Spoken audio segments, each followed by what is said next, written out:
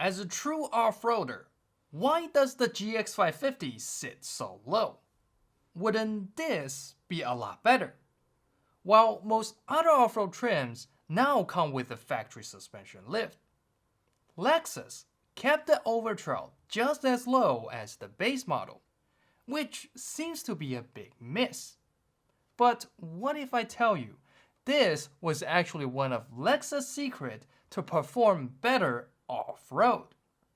To prove my theory, I borrowed a brand new overtrail from Lexus, and I invited my friends Justino and Chris for a suspension flex challenge.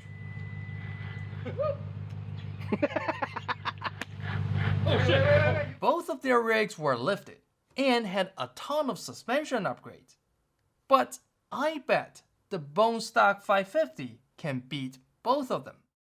So did it win? Well, you see. At the end of this video, I will introduce a secret fourth contender to our challenge, and you'll be surprised by how it compared. Alright, let's get started. The reason why we compare suspension flex is because that's what keeps the tire on the ground, which gives you better traction and better stability.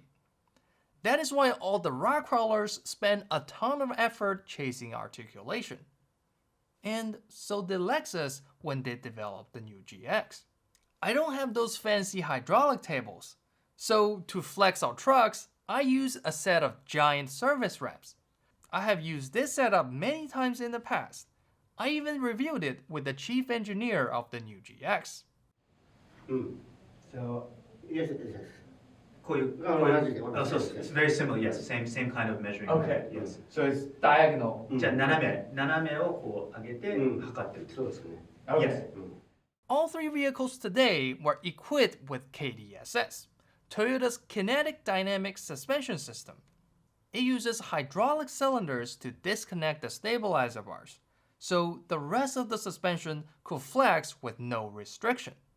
For the new GX550 overtrail, I measured 8 inches of flex from the independent front suspension and 12.4 from the solid rear axle.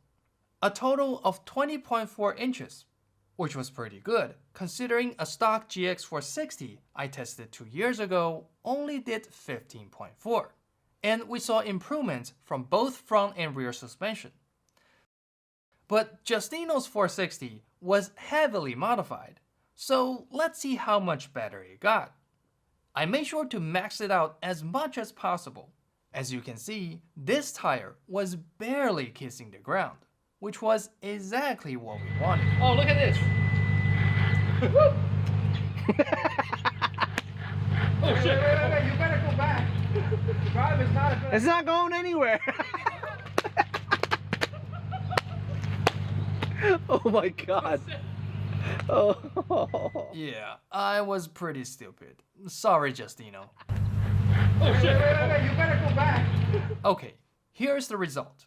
His solid rear axle flexed 11.1 inches, a decent improvement over stock thanks to longer rear shocks and the correction spacers to the old KDSS. It was a little less than the 550, but that was because Justino had extended rear bump stop to clear his 35s. He should flex more without them, so I'll call that a tie. However, if we look at his front suspension, it only flexed 4.4 inches, which was 2 inches less than stock, and it was almost half of the GX550. So what the hell happened? Understanding the why is extra critical. But before we dive into that, I want to say these videos take a lot of effort to produce. That's why I want to thank Onyx Off-Road for sponsoring my channel, so that I can keep doing stuff like these and share them with enthusiasts like you. My favorite feature in their elite membership was the property boundaries. On multiple trips, we were forced to take a detour. The most stressful thing to me was driving into private lands and leave bad names for the overlanders. Onyx Off-Road really took the guesswork out of those situations. And yes, you can do everything offline, including reroute. So if you want to enjoy overlanding responsibly and with more convenience, give Onyx Off-Road a try. I will leave a promo code in the video description. Again, thank you Onyx for supporting my channel. Okay, let's get back to our flex challenge. If you plan to lift your truck, or already did, pay close attention to what I'm about to say. When you lift an independent front suspension, which is what most modern 4x4 has, typically you are simply repositioning the ride height within the same range of travel. Justino has lifted about 3 inches, so it lost 3 inches of down travel and gained 3 inches of up travel. Although the total travel did not change, up versus down work very differently.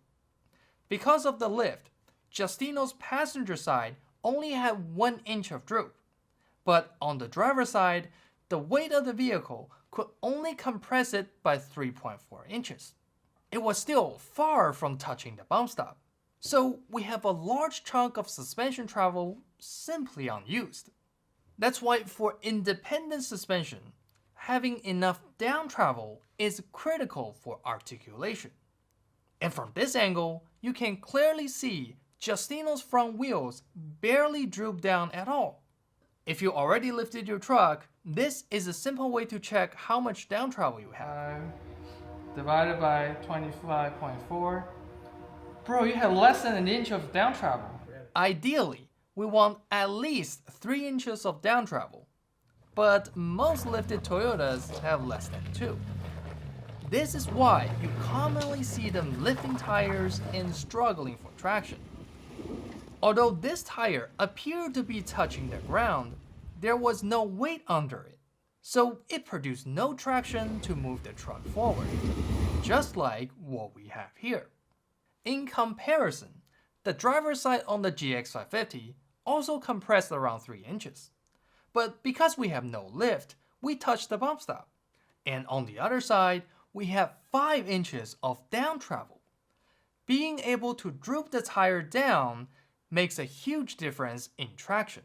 And this is why the low ride height, especially in the front, is Lexus' first secret for off-road performance. In fact, over 2 years ago, I already made a video on this topic. Justino actually watched it, but it didn't hit home until he saw it with his own eyes. Bro, you have less than an inch of down travel. Sorry bro, I really set you up. But hey, don't laugh at him, because I bet most lifted Toyotas out there are even worse. You'll see why at the end. Now, let's check out the second secret to suspension flex.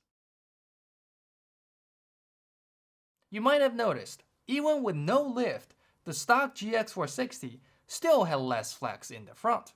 This was because the GX550 has a wider stance. And this is secret number 2. If we line them up side by side, the new lower control arm was about 1.3 inches longer. This lets the wheel swing on a larger arc, which equals more travel up and down. Now, Justino's modified 460 also had a wider stance, but he didn't get more travel.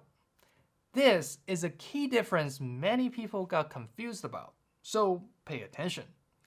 Justino's stance came from a more negative wheel offset, but because the IFS keeps the wheel mostly upright, wheel offset only makes the tire stick out left and right. It does not increase travel up and down. So to actually get significantly more travel, Justino needs a long travel kit, which comes with longer control arms and a hefty price tag.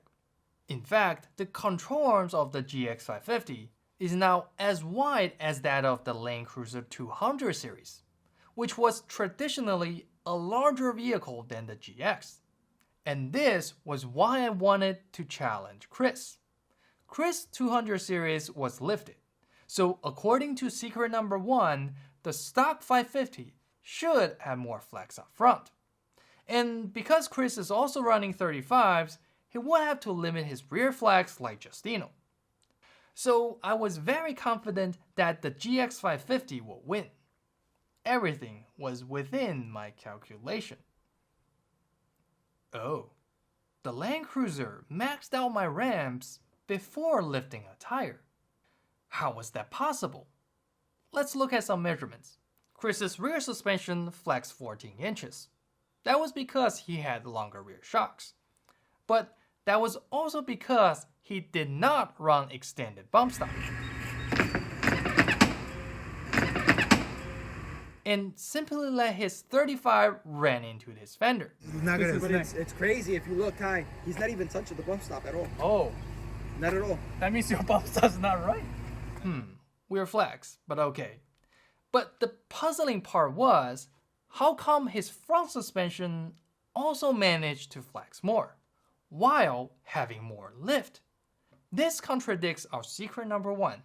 So what are we missing? Well, as it turned out, this was not a regular 200 series. It was Tundra swapped. It had an even wider front end from the Tundra. So when paired with the KDSS, which the Tundra doesn't have, the 200 series can achieve some very serious flex. At the same time, Chris kept his lift much lower than Justino. It was just under 2 inches. As you can see, he got much closer to the front bump stop, so he retained a lot more down travel. Now, if Chris lowered the front end by 1 inch, he should gain another inch of down travel and pull close to 10 inches of front end articulation. But he will sacrifice 1 inch of ground clearance. Articulation and ground clearance are both important off-road.